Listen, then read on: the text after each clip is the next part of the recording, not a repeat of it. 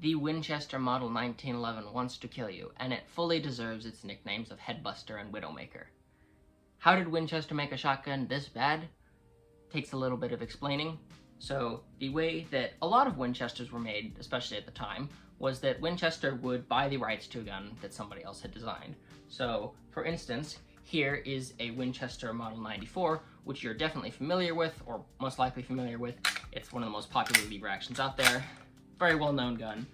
And the way that this was made was that Winchester bought the rights to the patent from this from John Moses Browning. So Browning developed this gun, but he didn't produce it, Browning didn't make it, Winchester buys it from him, they pay him once for the patent, it belongs to them now, they can produce it, all of that stuff. It's theirs. In 1898, John Moses Browning is working on something special.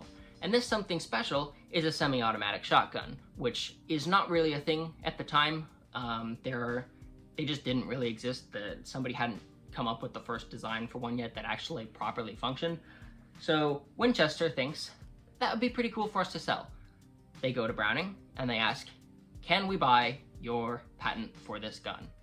And Browning does not want to sell it to them. He tells them that they can buy the rights to produce the gun from him, but they pay him royalties on it, and then they don't get to own the patent because Browning wants to keep the patent to this gun. He likes it.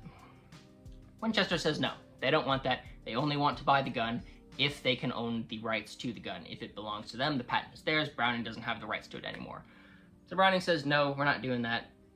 They go their own ways, and Browning continues working on his gun. So a little while later, this becomes the Browning Auto 5, which you're definitely familiar with. It also becomes the Savage 720, and it becomes the Remington Model 11, which I have right here. All three of those guns are exactly the same.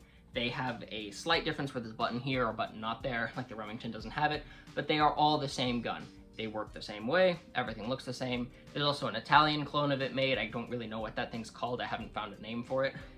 But they're all the same gun. And these people are all paying royalties to Browning for this design. So Remington is paying Browning to produce this. Browning still owns the patent to it and owns the rights to it. Winchester still wants to make a semi-automatic shotgun. And so they're like, how do we do this? And they get hold of an early Auto 5, and a man named Thomas Johnson is tasked with creating a copy of it that doesn't infringe on Browning's patents. So yes, they are going to steal the design and then remove the parts of it that are patented so they can sell the same thing just slightly different. One of the things that Browning had a patent on was his charging handle right here. So that was something they weren't able to reproduce. So what did Winchester do? They removed the charging handle completely. The Winchester Model 1911 has no charging handle. So you might think, well, that's kind of strange. What happens if this is a dummy, what happens if there's a round in the chamber and you want it out? With no charging handle, how do you get it out? Well, you do this. You put the gun on the ground and you push down on the barrel, because that's the way these operate. They're recoil operated. The barrel comes back whenever it shoots. And then the round comes out. I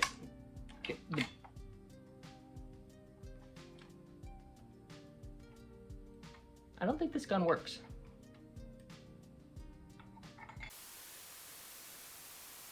So basically, you have a round in the chamber. How are you supposed to get it out? You have no charging handle. Well, you have to pull on the barrel. But the thing is, the barrel on these is really difficult to operate by hand. As you can, I'm also just a toothpick, so you can't just like pull this, well, I just did it right there, but you can't just easily operate this thing by pulling on it like this. So what is the solution to this? Do we design a new charging handle? Do we find some other creative way of doing this, make it easier? No, we just put a couple of ribs around the barrel right here so you can grip it better and knock those shells out like this. That's what we're gonna do. Amazing design by Winchester right there. So, there are a lot of issues with this gun, but in 1911, it first goes into production. So this is a couple of years after the Remington Model 11, the Auto 5, and the Savage 720 are already in production, so Winchester already has to catch up with them. This gun is not off to an amazing start.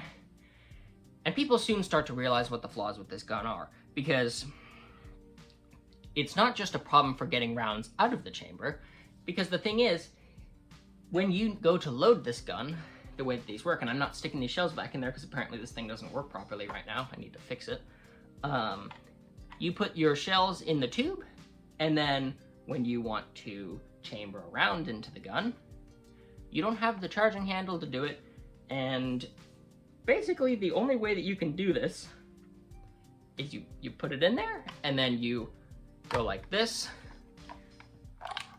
push it down in. Now the thing is, most people didn't want to do this action while they were out hunting, while they were out shooting. It is very just unwieldy, not a very great design. So the way most people did this, they set the gun on the ground. It's much easier to get leverage. You go down on the barrel like this, and it goes down like that, which, fair enough, pretty simple. You probably already see the problems with this. That is dangerously close to your face when you do that.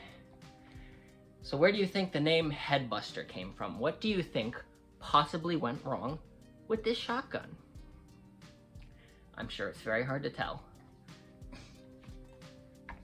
So, the Winchester Model 1911 is not off to a great start. When you're cycling it, you go down like this, like that. Technically, it should be like not safe to do, but the gun's not gonna go off and shoot you, right? Wrong. It might. The ammunition at the time had issues with this gun specifically. It happened in other guns too, but for whatever reason, this gun enhanced the likelihood of it happening. The rounds could just go off, and it had to do with the way that rounds were built at the time. I'm not very smart with ammunition, so I couldn't really explain it properly. So yes, the round could just go off, which that's less than ideal. But even if you had good ammo, would it be safe to go like this? You know, the barrel's kind of close to your head, but it's good ammunition. It's not gonna just go off on its own, is it? Well, wrong again, because the Winchester Model 1911 had slam firing issues, which is quite possibly the worst disaster this gun already could have had, because for a gun that has no charging handle, it's going to slam fire whenever the bolt closes. And the way that you make the bolt close when you charge this is by pulling it back. So you're either holding onto the barrel or you have it down on the ground like this when the round goes off, which is insanely stupid. I do not know how this gun actually got into production. It is ridiculous. The ill-fated Model 1911 was only produced for about 14 years, and Winchester finally decided they were going to cease production on it. They were too far behind the Remington Model 11, the Browning Auto 5. It had been too long. They couldn't catch up, and it is very likely that Winchester lost money on every single one of the, I think it's 82,744 Winchester Model 1911 sold, which is a pretty big disaster. But it doesn't end there, because even to this day, 100 years later, this gun continues to injure people. So, how does that happen? Well, the police are out one day, and they decide it is time to take this felon's guns away. So in 2005, there was a raid, and the police confiscate a Winchester Model 1911 from a felon. It is, of course, loaded, because, of course. And they take it, and they are trying to unload it, but because they don't understand the gun, they end up firing it into the floor, injuring 3 of them at once with 1 shot. So, yeah, these guns, they continue to hurt people to this day. They've basically earned their nicknames. If you know how to work your way around them with modern ammunition, you can avoid shooting yourself with it. It's possible. You just have to know to keep the barrel away from yourself, but you do have to be aware of the issues that it might slam fire. Ammunition won't just go off like it used to.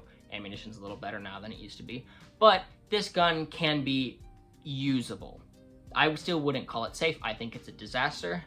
But for somebody who is a little unfamiliar or careless, the titles of Widowmaker or Headbuster might be just a little bit too real, and I guess that's all I've got for now.